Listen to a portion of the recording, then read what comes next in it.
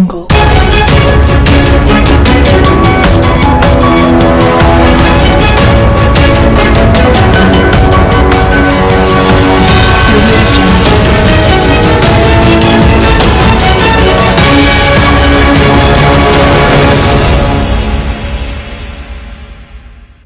Chers téléspectateurs, téléspectatrices, bonjour ou bonsoir.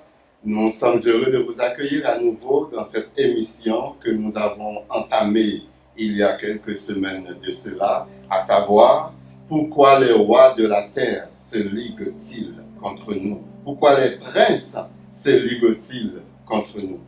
Dans cette continuité d'émission, aujourd'hui nous allons aborder la mainmise de Satan sur le plan politique. Donc que le Seigneur vous bénisse et qu'il vous ouvre, dis-je bien, les yeux afin que vous compreniez cette parole et que nous marchions en communion avec lui dans la vérité. Merci, chers téléspectateurs et téléspectatrices. Comme dit notre cher collègue Aurel, nous voulons aborder le thème politique. C'est un thème très controversé et très important pour toute l'humanité.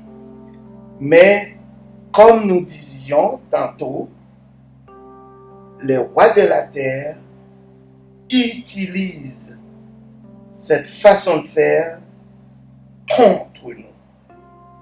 En parlant de politique, il y a plusieurs systèmes, Daniel. Je sais qu'il y a le système capitaliste. Il y a le système communiste, le système socialiste. Parmi ces trois grands systèmes, il y en a d'autres, mais ces trois grands systèmes, lequel vraiment, on ne peut pas dire qu'ils sont tous se liguer contre le peuple, mais est-ce qu'il y en a un vraiment qui est pour le bonheur du peuple? Moi, c'est la grande question que je me pose. Étant donné que le monde entier actuellement est sous la domination du malin, et que dans le temps ancien, les systèmes politiques, c'était des juges et des rois et qui étaient choisis par l'Esprit de Dieu pour diriger le monde selon les systèmes, pour permettre, quand il y a des choses comme des catastrophes ou des guerres ou toutes sortes de choses, mais l'homme de Dieu intervenait, selon les lois divines pour mettre de l'ordre dans la société.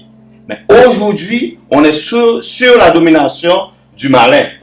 Il n'y a pas l'homme de Dieu qui vient pour mettre de l'ordre, d'où nous attendons la fin des temps à l'arrivée de notre Seigneur et Sauveur Yeshua pour mettre de l'ordre sur la terre. Pour l'instant, Aurel, je crois que l'ordre qu'on attend, ça ne peut pas arriver pour l'instant parce que c'est le malin, Satan, le diable qui dirige le monde. Comme Jean a dit dans 1 Jean chapitre 5, verset 19, nous savons que nous sommes de l'Éternel et le monde entier est sous la puissance du malin.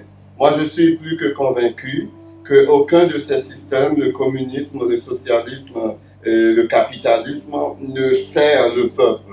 Aucun de ces systèmes n'est à l'avantage du peuple. C'est une poignée de personnes qui utilisent ce système pour asservir la masse et pour s'enrichir pendant que la masse s'appauvrisse. Comment peut-on imaginer un pays comme les États-Unis, qui est supposément un pays riche, pourtant c'est l'un des pays les plus endettés du monde, et les milliardaires, les millionnaires sont nombreux aux États-Unis. Il y a une poignée de personnes qui sont riches, qui s'enrichissent avec ce genre de système, pendant que la masse vive de la crasse, pendant que la masse vive dans la misère la plus aberrante qui soit. Je suis entièrement d'accord avec toi, Aurel.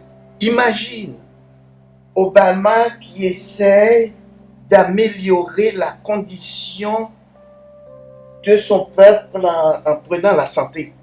Il y a certaines personnes aux États-Unis qui vous parlent qui n'ont même pas une dent en avant ici.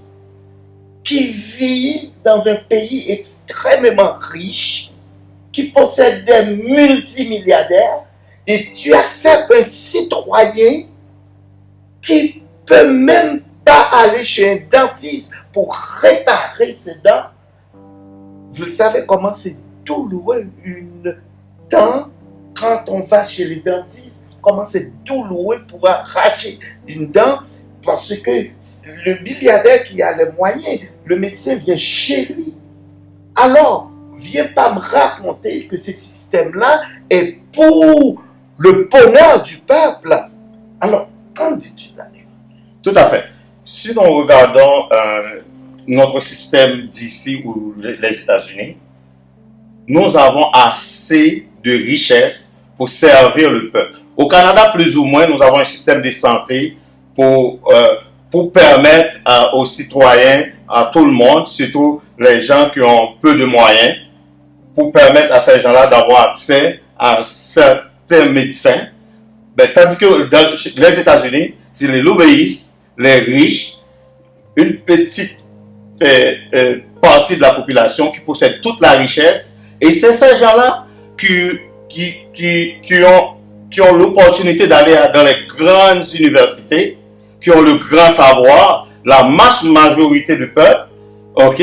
Même si on vote des lois qui sont pour ce peuple-là à leur avantage, mais ces gens-là, de par leur philosophie, leur façon de séduire le peuple pour que le peuple ne pense pas à eux-mêmes, ils vont voter contre ces lois-là et contre le peuple même qui devrait bénéficier de ces lois-là. Pourtant, dans les temps anciens, quand ces choses-là arrivent, ce sont des gens qui ont l'esprit de Yahweh, okay, des gens qui ont été choisis par les membres religieux ou les chrétiens à l'époque. Aujourd'hui, on parle de chrétiens, mais à l'époque, on parle des membres de l'Assemblée, qui choisissent ces gens-là, qui ont une certaine conscience, okay, chrétienne, qui ont une certaine compassion pour le peuple, et ces gens-là vont prendre des décisions pour le peuple. Mais aujourd'hui, nous voyons toutes les décisions qui vont être prises, ce sont des décisions pour une petite partie de la société, l'élite, les gens qui possèdent toute la richesse, et tandis que la grande masse reste dans la misère, et la misère profonde. Moi, je sais qu'il viendra un temps où ceux qui dansent maintenant vont devoir s'asseoir et observer ceux qui n'avaient pas l'habileté de danser, ceux qui n'avaient pas la chance de danser parce que le monde va vivre dans une justice parfaite lorsque le règne millénaire va être établi. Dès le début de l'histoire de l'humanité, l'Éternel a voulu établir une théocratie. C'est-à-dire, c'est vraiment le pouvoir de Dieu qui a préséance sur tout. C'est vraiment l'Éternel qui dirige les affaires des hommes. Les hommes en ont décidé autrement. Ils ont dit à l'Éternel, nous voulons un roi. Nous voulons une démocratie. Et au lieu de démocratie, aujourd'hui nous vivons dans une démocratie. Et Jean le dit très bien dans 1 Jean chapitre 5 verset 19, nous savons que nous sommes de l'Éternel et le monde entier est sous la puissance du malin. D'où le mot démocratie. Nous sommes vraiment dans une démocratie où la vie humaine n'a aucune valeur politique, aucune valeur sociale, aucune valeur humaine. Donc, il y a même certains hommes qui nous traitent comme des animaux, comme des objets. Nous ne valons rien. Donc, tous les trois systèmes que tu nous as cités, mon frère Gilbert, ne servent qu'à enrichir l'élite mondiale. Mais je leur dis aujourd'hui, profitez-en, car votre règne n'est pas éternel. Nous allons décortiquer même, point par point, le système. Commençons par le système capitaliste, qui a certaines idéologies différentes. Il y a les partis de droite. Est-ce qu'un chrétien peut se retrouver dans ce parti-là? Le parti de gauche, Est-ce qu'un chrétien peut se retrouver dans ce parti-là? Imaginons le parti de droite. Oui, certains chrétiens peuvent arriver à dire c'est un parti qui accepte certaines moralités et qui combat l'immoralité. Le parti de droite, ils combattent l'immoralité. Prenons par exemple à Toronto, M. Ford, je ne sais pas si j'ai bien prononcé son nom, il arrive, il dit assez c'est assez, on ne peut pas enseigner à nos enfants la sexualité, d'accepter n'importe quoi, d'avaler n'importe quoi. Qui était au pouvoir? Cette partie de gauche qui se dit de gauche, mais qui accepte presque toute l'immoralité au monde. Le parti de droite arrive, non, je n'accepte pas cette immoralité-là, il faut mettre les points sur les i, il ne faut pas accepter que nos enfants apprennent n'importe quoi. Mais il y a une malaise. Ce parti de droite travaille pour qui? Pour les multimilliardaires. Pendant qu'il accuse le parti de gauche d'immoralité, mais c'est une autre forme d'immoralité parce que tout l'argent du pays va être utilisé pour les grosses compagnies. Pourtant, la majorité du peuple, il refuse même qu'un individu gagne 15 $ de l'heure. Pourtant, regardez les grosses subventions données aux compagnies pétrolières qui nous font payer le gaz de façon très chère. Alors, où est la place du chrétien? En entendant parler mon frère Gilbert, je soucie un peu, puis je souris un peu lorsqu'on parle de droite, on parle de gauche, on parle du centre. Mais quand le rideau tombe, tout le monde se retrouve sur la même bannière. N'oublie pas que la Bible dit, nous savons que nous sommes de Dieu, 1 Jean 5, verset 19, et le monde entier est sous la puissance du malin. Ils ont tous un même maître, qui est Satan lui-même. Donc quand nous parle de gauche, quand nous parle de droite, quand nous parle de parti démocrate, quand nous parle de parti républicain, quand nous parle de parti libéral, quand nous parle de parti conservateur, quand nous parle de NPD, quand nous parle de parti québécois, parti libéral, ils sont tous sous la même bannière, ils ont tous un seul et même maître qui est le prince de ce monde de ténèbres. Moi, je suis entièrement d'accord avec toi, Aurel. Parlons maintenant, on a parlé tantôt du système capitaliste. Parlons maintenant du système communiste. Le système communiste a été inventé par Karl Marx, vraiment. Et comme ces gens-là sont d'origine chrétienne, moi je me demande s'il n'a pas puisé cette idéologie des premiers chrétiens. Souvenez-nous, les premiers chrétiens se réunissent, mais ils sont hors de la pensée des premiers chrétiens. C'était des gens qui se réunissent vraiment pour le bonheur de la communauté. Pourtant, le parti communiste, ce n'est pas un vrai communiste. Ce sont des gens dans leur orgueil du pouvoir qui font travailler tout un peuple dans l'esclavage, du travail forcé. Souvenons-nous, l'ère soviétique, des millions de personnes sont mortes. Alors, est-ce qu'un chrétien peut se retrouver dans un tel système? La grande question que je me pose, après tout ce que je viens d'élaborer de ce système, en parlant du système capitaliste, en parlant, je me corrige, en parlant du système communiste, est-ce qu'un chrétien peut vraiment se retrouver dans ce système-là, Daniel? Je crois que non, un chrétien ne peut pas se retrouver dans ce système-là parce que présentement, aujourd'hui, nous sommes sous la domination du malin. Dans le temps ancien, quand Israël était dirigé par des rois, nous connaissons tous le roi David, après son fils Salomon, l'évolution de chaque règne était conditionnée par l'attitude du roi selon l'esprit de Yahweh vis-à-vis à d'autres dieux étrangers, ça veut dire les infidèles. Et selon l'attitude de ces rois-là, là, il y aura une certaine sécurité pour le peuple si ces rois-là répondent aux lois de Dieu, aux commandements de Dieu pour diriger le peuple dans la droiture, dans la justice.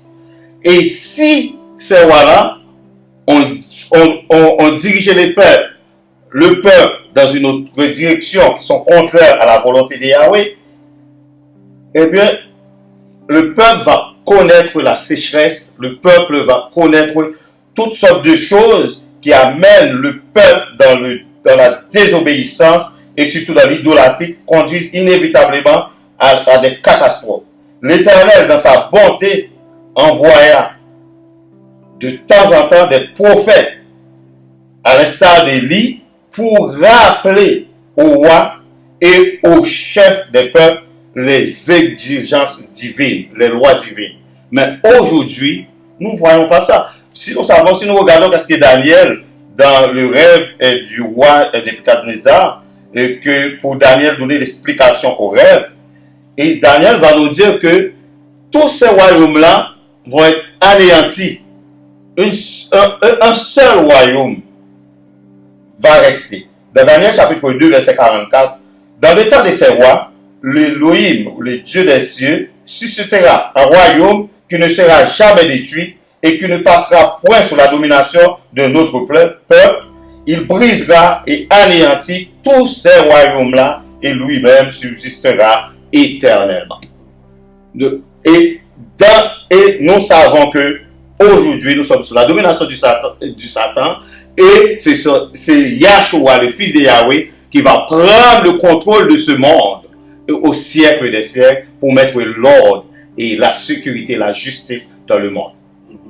Et chers téléspectateurs, vous allez comprendre très bien que nous ne sommes pas des politicologues, nous ne sommes pas des politiciens, nous ne sommes pas des experts en politique également. Nous ne faisons que donner le point de vue de la Bible sur la politique et comment la Bible voit la politique, ce qu'il convient d'appeler politique aujourd'hui. Moi, j'appelle plus ça politicaïrie, et beaucoup plus souvent que politique, parce que c'est des hommes qui utilisent souvent des techniques pour manipuler la masse, pour avoir vraiment le pouvoir, et une fois au pouvoir, la masse est dans leur poche, le peuple est dans leur poche, ils font ce qu'ils veulent. Donc le sujet qu'on est en train de traiter aujourd'hui est extrêmement important et il faut vraiment qu'on s'attarde là-dessus pour vraiment bien cerner ce sujet pour qu'on puisse se situer comme croyant dans ce monde où la politique se présente avec ses embûches, où la politique se présente avec ses aberrations, où elle se présente avec ses hauts et ses bas. Donc il faut se situer comme croyant dans ce genre de système. Moi je crois que nous faisons partie de ce monde, même si nous ne sommes pas du monde selon la parole. Nous ne devons pas nous conformer au système actuel, peu importe le nom que porte ce système. Nous ne devons pas nous conformer à ce système, même si nous devons travailler pour améliorer la situation de la race humaine sur cette terre. La Bible nous dit que nous sommes la lumière du monde et le monde est dans les ténèbres. Nous sommes là pour éclairer le monde, nous sommes là pour apporter la lumière, là où la densité des ténèbres est si profonde, est si forte, que ça prend une forte lumière pour faire jaillir cette lumière dans le plus profond des ténèbres. Merci mon frère Aurel. Il faut comprendre l'échec de ce système-là. Il met de côté complètement la présence de Dieu. Ce que Daniel vient de lire, on voit que le roi David, c'était un homme de Dieu. Dieu a même dit, je vois en David l'homme selon mon cœur. C'était un chef d'État. Il priait Dieu, son fils Salomon et d'autres avant C'était des chefs d'État qui croyaient en Dieu. Mais notre système actuel, on met Dieu de côté. Moi, je ris quand je vois l'hypocrisie du dollar américain. In God I trust. Pourtant, c'est le symbole illuminé sur le dollar. C'est satanique et c'est l'argent qui compte. Tellement c'est l'argent qui compte pour le monde. Dieu ne compte pas. Après la Deuxième Guerre mondiale, ils ont tué des millions de personnes avec des armes. Ils s'étaient réunis pour former Société des Nations.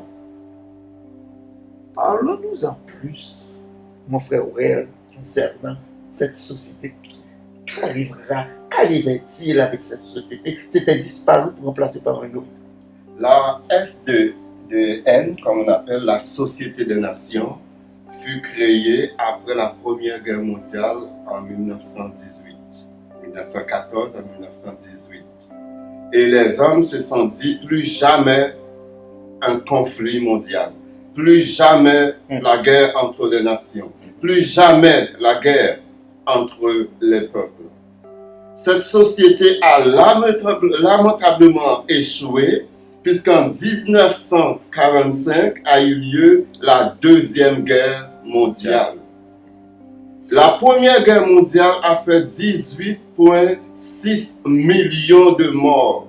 Et parmi ces 18 millions, 19 millions de morts, à peu près 8,7 millions de civils furent tués, ce qu'on appelle les dommages collatéraux. Et lors de la Deuxième Guerre mondiale, environ 70 millions de personnes furent tuées. Et parmi ces 70 millions, environ 40 à 52 millions étaient des civils. Ne me dites pas que ces gens-là n'avaient pas l'intention de décimer des peuples. Il ne peut pas avoir une guerre où les dommages collatéraux sont plus élevés que les soldats morts dans cette guerre. Et après la Deuxième Guerre mondiale, ils ont dit, ok, on va se réunir et plus jamais un conflit mondial, plus jamais de guerre, ils ont fondé l'ONU, Organisation des Nations Unies. Mais en 100 ans d'histoire de guerre dans l'histoire de l'humanité, il y a eu 231 millions de morts. 231 millions de morts. C'est-à-dire les guerres entre les nations, les guerres entre les peuples, les guerres de fratricides, les guerres, les génocides, les révoltes civiles ont fait beaucoup plus de morts que les deux guerres mondiales réunies ensemble. Donc, souvent, la guerre est une arme économique utilisée par les pays puissants pour booster leur économie. Parce qu'en créant des guerres un peu partout à travers le monde, ils réussissent à vendre des milliards de dollars d'armes à ces pays pour vraiment faire en sorte que leur économie aille vers le ciel, tellement ça monte. Pendant ce temps, les peuples sont en train de s'entretuer. Et il y a une hypocrisie profonde dans ces organisations. Il y a 7 pays dans l'ONU qui ont le droit de veto. Qu'est-ce que le droit de veto? Le droit de veto, c'est les Nations Unies est composé de 197 pays. Il peut y avoir 196 pays qui décident d'un programme. Un seul pays peut décider, non, moi je ne marche pas dans ce programme, et le programme tombe à l'eau. Et les 5 nations qui ont vraiment le droit de veto à l'ONU, c'est les États-Unis, la France, la Grande-Bretagne, la Chine et la Russie. Et là où il y a l'hypocrisie vraiment de ces nations qui supposément travaillent pour la paix, ces nations qui supposément travaillent pour empêcher la guerre à travers le monde, sont les plus grands vendeurs d'armes à travers le monde. Ils vendent des armes à toutes les nations les plus pauvres. Ils vendent des armes en Afrique pour créer des conflits, pour que les Africains tuent les Africains. Ils vendent des armes dans les pays Caraïbes. Ils vendent des armes dans les pays arabes. C'est une hypocrisie profonde. qui se dégage, l'odeur nauséabonde, cette hypocrisie qui se dégage de ce qu'on appelle l'ONU. Je suis entièrement d'accord avec vous, parce que, imagine, d'après la Constitution même, avant d'aller d'attaquer un pays, l'ONU devrait donner son aval. Quand les États-Unis allaient attaquer l'Irak, que la Bible appelait avant la Mésopotamie, le berceau de l'humanité, monsieur, imagine, il y a une ville en Irak qui s'appelle Mari. C'est là l'humanité commence, c'est là commence l'écriture. L'humanité, notre première écriture commence à la ville de Mari, en Irak, en Mésopotamie. On a bombardé le berceau de l'humanité. Les mathématiques, c'est dans ces coins-là que ça a été inventé. L'ONU n'a pas donné son aval. On s'en fout de l'ONU. Pourquoi on l'avait créé? Alors, pour voir l'hypocrisie de l'humanité, tout ça pour faire de l'argent, pour booster leur économie, pour vendre beaucoup d'armes. Tout à fait. Parce que l'ONU, même si l'ONU a dit non à la grande puissance a décidé, selon son propre pouvoir, à bombarder un pays. Et sous des mensonges, ce n'était même pas des choses véridiques. Et nous voyons que le monde, aujourd'hui, il y avait même des alliés avec ce grand pays-là. Ça veut dire qu'ils ont donné leur rapport à ça. Là, on se demande, c'est quoi la conscience des gens, des grands pays, face à cette situation-là. Aujourd'hui, nous vivons dans une forme d'esclavage moderne, organisé et contrôlé par les gouvernements, les médias, les grandes entreprises, exemple les banquiers, les pétroliers, et aussi il y a le monde de la communication qui contrôle les systèmes internet, cellulaires, etc. La meilleure façon de nous contrôler, c'est de nous priver la capacité de réfléchir ou de penser. Ça veut dire la majorité des gens, la grande majorité des gens, ce sont des salariés, ils se lèvent à chaque matin, ils s'en vont dans les entreprises travailler. On revient à la maison, on est déjà fatigué. Le temps de s'occuper de soi-même, de s'occuper des enfants, puis on va encore au lit. Le lendemain, on reprend la même chose. On n'a pas le temps de réfléchir. Et ces grandes sociétés-là, les banques, les entreprises, ces gens-là, ils ont décidé.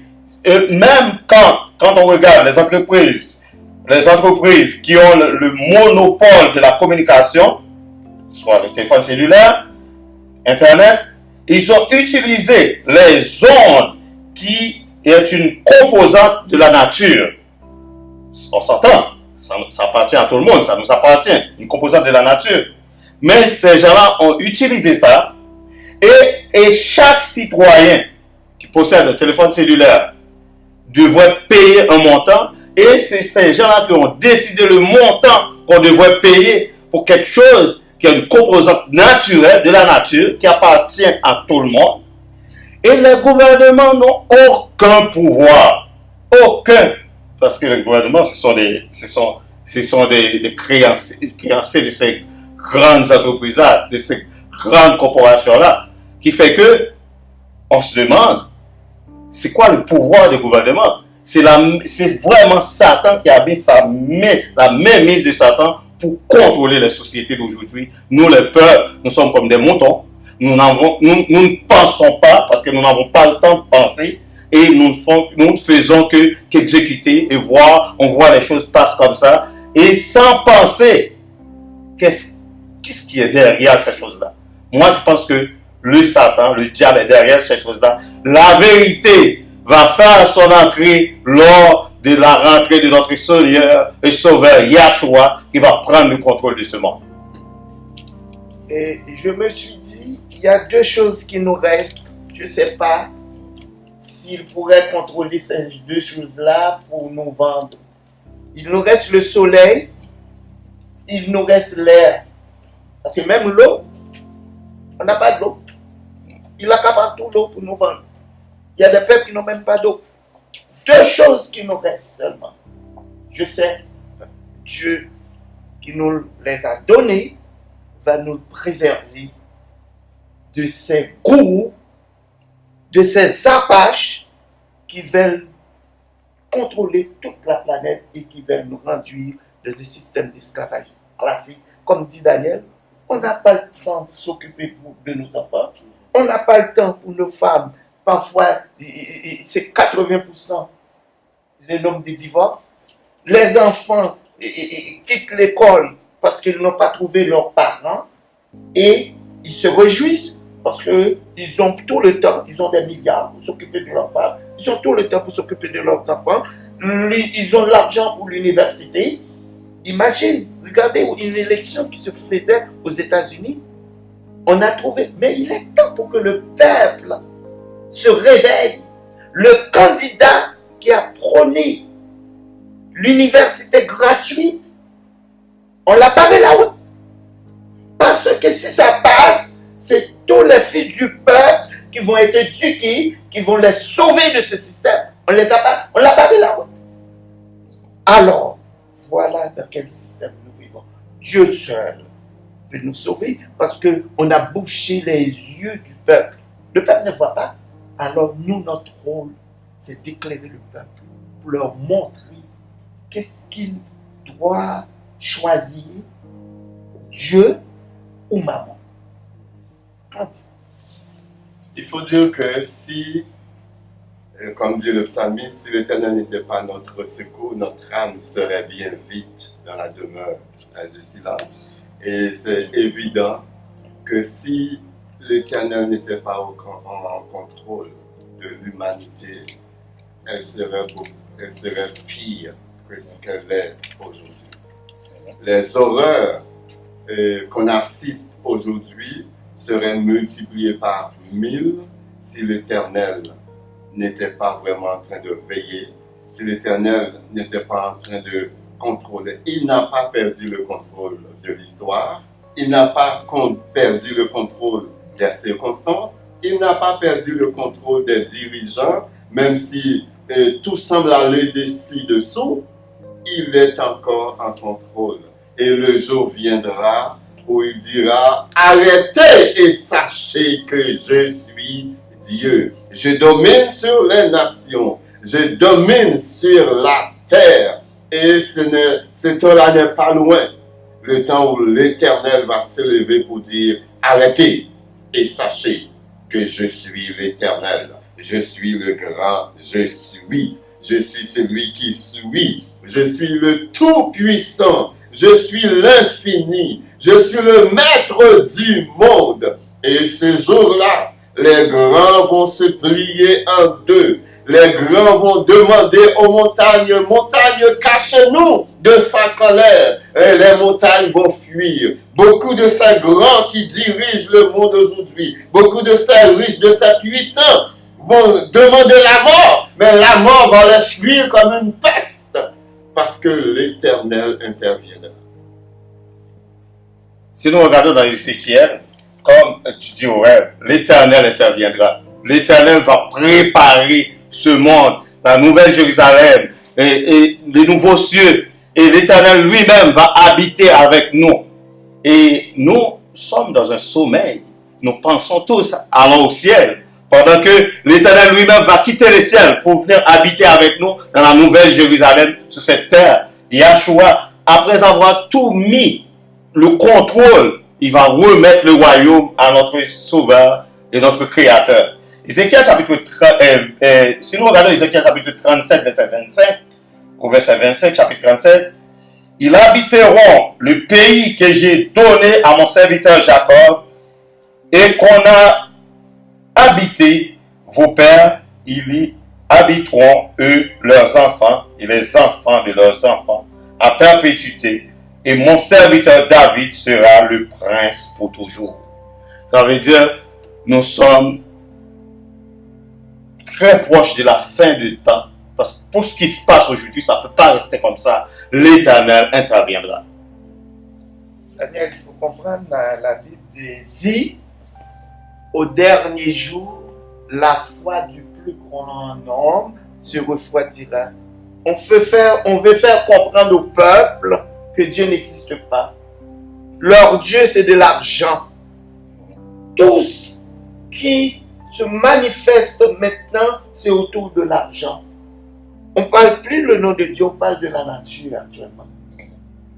C'est la nature qui crée l'air, c'est la nature. Le soleil a été créé naturellement, et notre planète Terre, le hasard qui a créé. Le hasard fait en sorte que si le soleil s'était placé 1 pouce de plus, notre existence se révèle. 1 pouce de moins, notre existence se révèle. Tout, c'est le fruit du hasard. C'est ça qu'on veut nous faire comprendre. Non, nous, notre rôle, c'est de vous ouvrir les yeux. Affranchissez-vous donc vers la vérité. Nous, c'est ce que Dieu nous donne comme mission. Alors, nous, comme Frère Aurel a dit, nous ne sommes pas des spécialistes. Nous sommes là avec vous pour chercher la vérité. Alors, cherchons ensemble, frère, la vérité. Aurel, oui, chers téléspectateurs, le sujet, vraiment, j'aime beaucoup ce sujet. Je vais juste faire un petit commentaire encore sur l'ONU. Peut-être les téléspectateurs peuvent éclairer nos lanternes s'ils ont la vérité là-dessus. Est-ce que vous avez en mémoire un pays où l'ONU a été présent et que l'ONU a apporté la paix dans ce pays? L'ONU a toujours été présent et probablement est encore présent en Haïti. Regardez l'état d'Haïti. L'ONU est présent un peu partout en Afrique. Regardez l'état des pays africains actuellement. L'ONU a été présent dans plusieurs pays arabes. Regardez les pays arabes où l'ONU a mis les pieds. Haïti, Regardez la différence avant et après. Maladie. Il a amené la mort au lieu de la paix.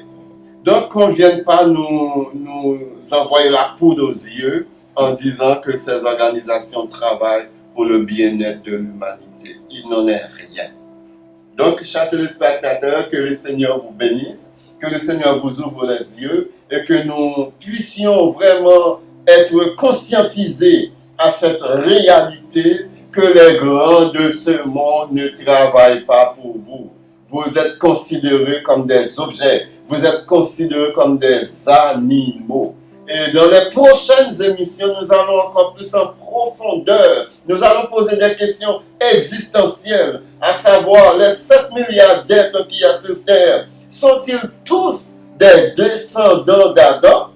Et la Bible nous parle de Genèse 3,15, la Bible nous parle dans Genèse 6. Donc nous allons revenir sur toutes ces choses pour vraiment faire le point sur l'humanité, pour faire le point sur la mainmise de Satan sur ce monde et comment il gouverne, comment il développe des stratégies pour nous garder esclaves, pour nous envoûter afin que nous puissions perdre le nord, comme on dit. Donc que le Seigneur nous bénisse abondamment et qu'il chemine avec vous. Surtout, n'oubliez pas de vous abonner à notre chaîne. Soyons affranchis par la vérité et une fois abonnés, n'oubliez jamais de cliquer sur la petite cloche et ainsi vous allez recevoir toutes les nouvelles émissions que nous allons poster sur ce poste-là. Allez, que le Seigneur vous bénisse.